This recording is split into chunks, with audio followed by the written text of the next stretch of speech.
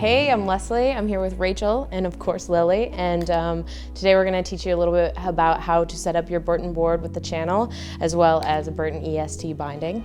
Before you get started on setting up the board, you want to figure out if you're goofy or regular and make sure you're setting up the correct bindings on the correct direction that you're going. We make two different kinds of bindings. We make an EST binding as well as a reflex binding, but today we're going to show you how to mount the EST binding onto a channel board. So we've got EST and reflex. Both of them are completely compatible with the channel. When you start to set up the board, you're going to go ahead and pop out the channel plug on the channel, and then you're going to pop in the inserts. Two inserts in each side. Those are going to match up to these little wings on the EST bindings. They're going to lock into here. When you're putting the EST binding on, you're going to make sure that you have this little notch right here. It's going to lock in to the channel, and it'll help you figure out your width, toe to heel, as well as your angles. I'm gonna go ahead and lock this in here. Again, make sure that the hardware is outside not outside of the binding, but make sure that the hardware is locked into these little wings here.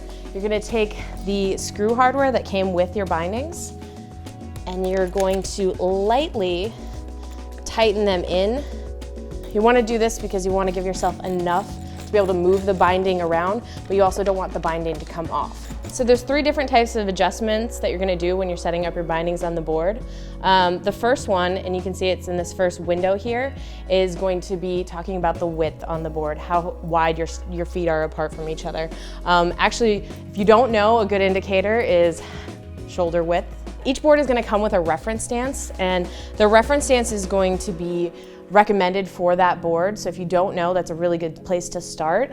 Some people like a little bit more of a narrow stance. Some people like a wider stance. It's all about finding out what's right for you. So this board right here is 20 inches on the Lipstick 45, and I ride a 22-inch stance, so I'm going to go ahead and bump it out 0.5 on this side, 0.5 on this side, and then another 0.5 to add up to 22. So once you get your width dialed, you're going to want to look into the second little bubble here. And what that one does is it shows you where the binding is on the board, toe to heel. There's a little red line right here, and that red line will tell you that you're centered on the board. And then the last bubble here, this is going to show you what your angles are at. If you don't know what your angles are, it's very simple to just hop on the board, kind of play around with your feet, figure out something that's going to work perfect for you. I ride a 15, -15 stance, so I'm going to go ahead and put this one at 15. Once you've figured out the width, the heel to toe, and the angles, you can go ahead and tighten down your hardware, and make sure to check your hardware as often as you can. So yeah, now that I've adjusted everything on here, I'm going to go ahead and put on the second binding. Once that's all done, and then you are almost shred ready.